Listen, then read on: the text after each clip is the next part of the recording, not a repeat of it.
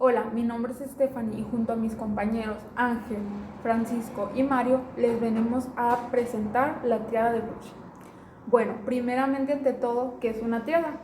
Una tríada es la agrupación de manifestaciones clínicas que son presentadas para llegar a un diagnóstico rápido y eficiente.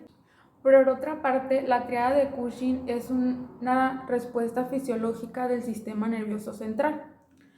Cabe agregar que es una tríada tardía y consiste en braquicardia, hipertensión arterial y alteraciones respiratorias. Con base a los aspectos, se podría decir, o en qué consiste la tríada de Cushing, podemos decir que es un premonitorio o es decir, algo previo para esclavizarse o que pueda haber un paro respiratorio. Bueno, ante todo esto también hablaremos sobre la hipertensión endocranial, que es la presión endocranial. La presión intracraneal se puede definir como la aparición de la tríada de Cushing. ¿Qué sería esto? La hipertensión intracraneal se caracteriza por el aumento o elevación de la presión intracraneal. La presión intracraneal se puede monitorizar y diagnosticar. En el presente video también les mostraremos cuáles son las causas, tratamientos, casos clínicos. Bueno, sin más preámbulos, los dejo con el presente video, el cual ya les expliqué de qué hablaremos a un poco englobalizado. Espero sea de su agrado y les ayude a entender más sobre esta tríada, la cual es muy interesante y ha sido muy famosa. Gracias. La tríada de Cushing es un cuadro clínico tardío de la hipertensión intracraneal, la cual consiste en la combinación de hipertensión arterial sistemática, bradicardia y depresión respiratoria, y es su signo de herniación inminente. Esto corresponde a signos característicos de un aumento de la presión intracraneal, la cual produce constricciones de las arterias llevando hacia una isquemia cerebral. La fosfato de carbono aumenta y el pH disminuye. Cuando la presión intracraneal aumenta, aplica una presión sobre el bulbo raquídeo, produciendo una hipoxia que da lugar a un aumento de la presión arterial, producida por vasoconstricción periférica, mediada por vías de la médula cervical, bradicardia e irregularidad de la respiración. Este proceso se conoce como fenómeno de Cushing y cuando se presenta tiene una gran importancia clínica, ya que es un indicador de una descompensación del equilibrio de las presiones en la cavidad intracraneal que requiere de una atención inmediata. La doctrina Monro-Kelly indica que debe haber un equilibrio entre el contenido LCR 10%, sangre 10% y cerebro 80% y el continente bóveda craneal. Estos son inversamente proporcionales. Al haber hematomas epidurales o alguna masa, se deberá reducir el líquido cefalorraquídeo y el cerebro. Generalmente hacer una bóveda rígida al tener el agujero magno, este se saldrá por el mismo. Existen hernias supratentoriales arriba del cerebelo y la infratentorial debajo del cerebelo. Estas últimas son las que afectan de mayor manera al bulbo, alterando funciones cardiovasculares y respiratorias. Tanto en la tríada como en la doctrina nos hablan de la elevación de la presión intracraneal. En la doctrina nos habla de un equilibrio entre los componentes y sus afectaciones a aspecto mayormente fisiológico, y en la tríada se enfoca a los síntomas que van a presentar. Igual, hablando de la fisiología de estos padecimientos, esto puede ser como se mencionan en ambas: hernias, hematomas, TCE, pero en todas las se ve aumentada la presión intracraneal. De esta manera es un conjunto de manifestaciones clínicas que puede presentar un paciente con hipertensión intracraneal. Esto será un resumen ante la tríada de Cushing. ¿Qué es la hipertensión intracraneal? Se caracteriza por el aumento de presión intracraneal por encima de los límites normales, la cual conlleva varios signos y síntomas que sufre el paciente. Cabe agregar que si no se aborda a tiempo puede llevar a un desenlace fatal como coma e incluso la muerte.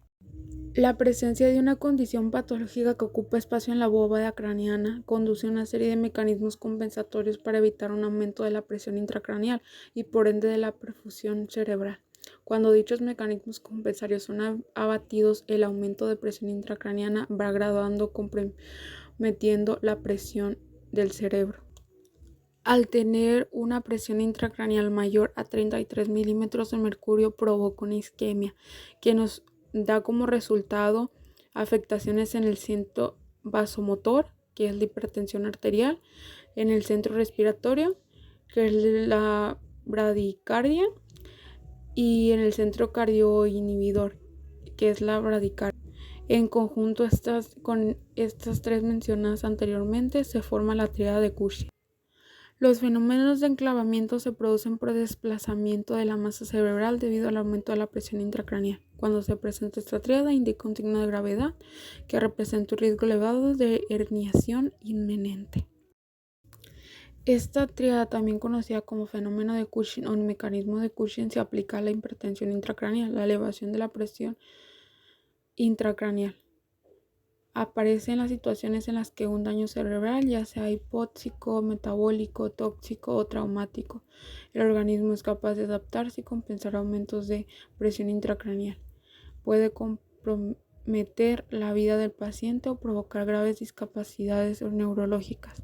El sistema nervioso central incluye cerebro, médula espinal y la vascularización que aporta el volumen sanguíneo que precisan.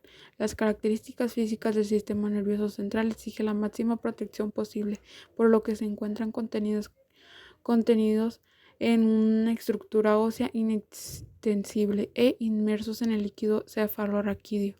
Este constituye un sistema hidrostático cerrado que mantiene una presión positiva supraatmosférica.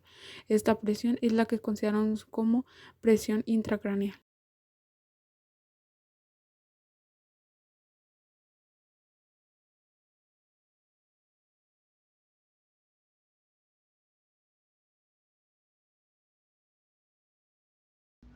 Las manifestaciones clínicas se dan en varias etapas, produciendo comúnmente cefalia, vómitos, papiledema y signos focales neurológicos. Pues como ya mencionamos, la tríada de Cushing es una condición que representa una amenaza directa para la vida, ya que es el resultado del aumento de la presión intracraneal. La presión del líquido cefalorraquídeo supera la norma de 50 a 200 milímetros de agua, lo que a su vez genera presión en las estructuras cerebrales responsables de regular la presión arterial, la frecuencia cardíaca y la respiración. La tríada de Cushing se manifiesta entonces con tres condiciones: la bradicardia, es decir, frecuencia cardíaca lenta, hipertensión y obviamente la respiración rápida, que a menudo se ralentiza gradualmente cada vez más, haciendo así la bradipnea. Pero como ya hemos mencionado que estas tres condiciones se manifiestan, pero ¿de qué manera o cuáles son esas condiciones? Bueno, la hipertensión arterial sistemática o presión alta se presenta cuando los vasos sanguíneos mantienen una presión mayor a 140 a 90 milímetros de mercurio, lo que significa que la fuerza ejercida por la sangre en venas y arterias es elevada. Entre más alta, más esfuerzo hace el corazón para que la sangre circule adecuadamente, y mayor es el riesgo de que el daño del corazón, cerebro y riñones.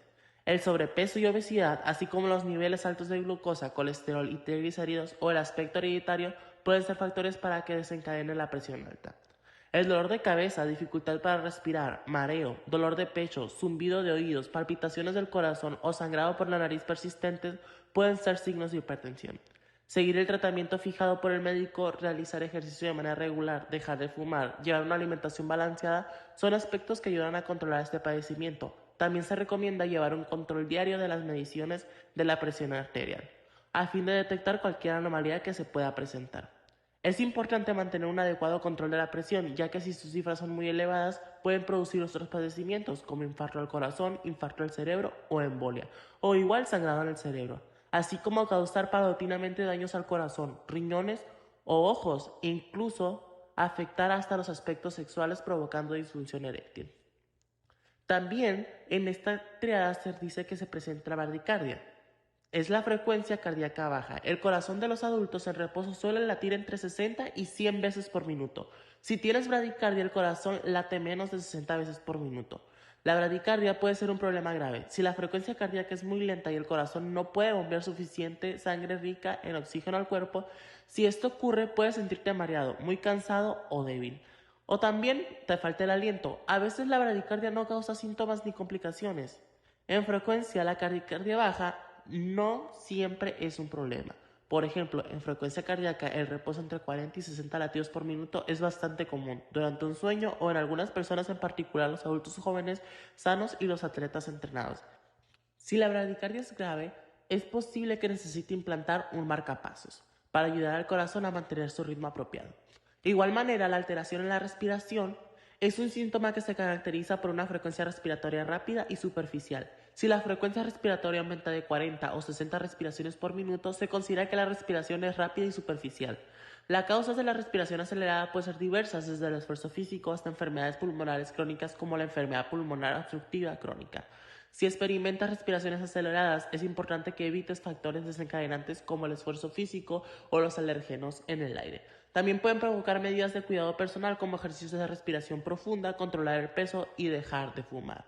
Si notas fiebre, mareos o si la respiración rápida empeora, es recomendable que consultes a un médico. Si experimentas alguna respiración acelerada por primera vez, si se ve un tinte azulado grisáceo en la piel, labios, uñas, encías, si tienes dolor de pecho o si el pecho se hunde al respirar, debes consultar inmediatamente al médico. Cabe recalcar que todas estas tres condiciones son un triángulo, lo cual provoca la famosísima y ya mencionada triada de Cushing. Como se observa en las imágenes, esta triada, una afecta directamente al corazón, el otro síntoma es directamente a los pulmones y pues el último y tercero pues es la presión alta que viene de la mano con los otros dos síntomas. La hipertensión endocranial consiste en un conjunto de síntomas y signos asociados elevación sostenida de la presión intracraneal por encima de sus valores normales originada por la pérdida de mecanismos compensatorios o la ruptura del equilibrio existente entre el cráneo y su contenido, ocasionando injuria cerebral severa por alteraciones en el metabolismo y circulación. Además, tiene la posibilidad de una lesión encefálica por el aumento de la presión intracraneal, lo que determina la necesidad de un reconocimiento temprano del síndrome hipersentivo endocranial, hipertensión intracraneal. La etiología de la hipertensión intracraneal. Las causas de la hipertensión intracraneal pueden clasificarse según a qué componen el sistema nervioso central que afectan. Dentro de las causas relacionadas con el tejido cerebral destacan los traumatismos y las neoplasias cerebrales relacionadas con la alteración del líquido cefalorraquídeo, las hidrocefalias obstructivas posthemorrágicas y el síndrome de hipertensión intracraneal benigna. Las alteraciones en la circulación sanguínea y cerebral que causan hipertensión intracraneal son las peor comprendidas, pudiendo ser secundarias a obstrucción en el drenaje venoso o a procesos que conlleven vasodilatación arterial. Diagnóstico de la hipertensión intracraneal, generalmente con una resonancia magnética o una tomografía computarizada se puede determinar la causa del aumento de presión intracraneal y confirmar el diagnóstico. La presión intracraneal se puede medir durante una punción raquídea, punción lumbar. También puede medirse directamente utilizando un dispositivo que se taladra a través del cráneo o una sonda catéter que se introduce dentro de una zona hueca en el cerebro llamado ventrículo.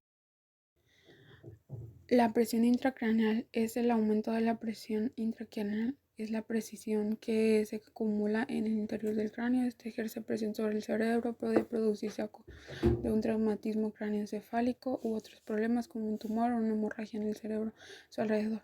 La afección suele ser una emergencia. Si no se trata, puede provocar lesiones cerebrales. La presión intracraneal determina la presión del líquido cefalorraquídeo, el flujo sanguíneo y el parénquima cerebral. Monitorización.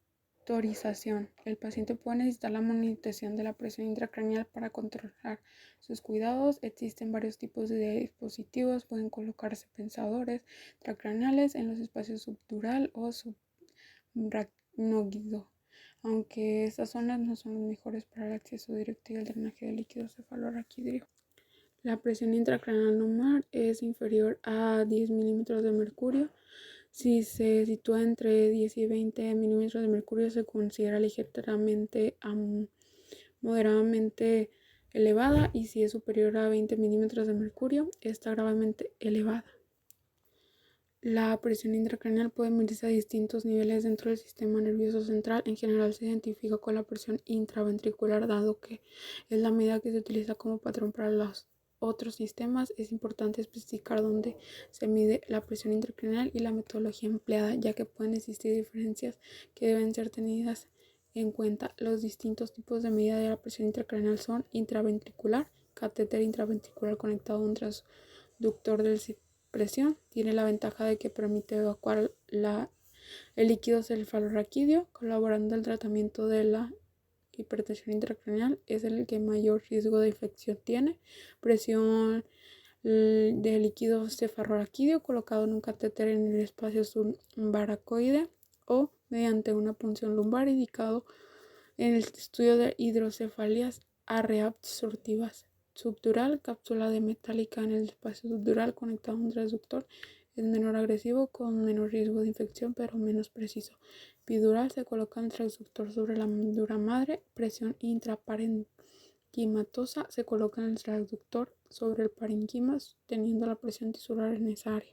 Síntomas. Síntomas en bebés: somnolencia, saturas separadas en el cráneo, obstrucción del punto blando en la parte superior de la cabeza, fontanela protuberante o bultada, vómitos, niños, mayores y adultos, cambios en el comportamiento, disminución del estado de conciencia, dolor de cabeza y letargo. Síntomas del sistema nervioso, entre ellos debilidad, entumecimiento, problemas con los movimientos oculares y visión doble, convulsiones, vómitos. Causas.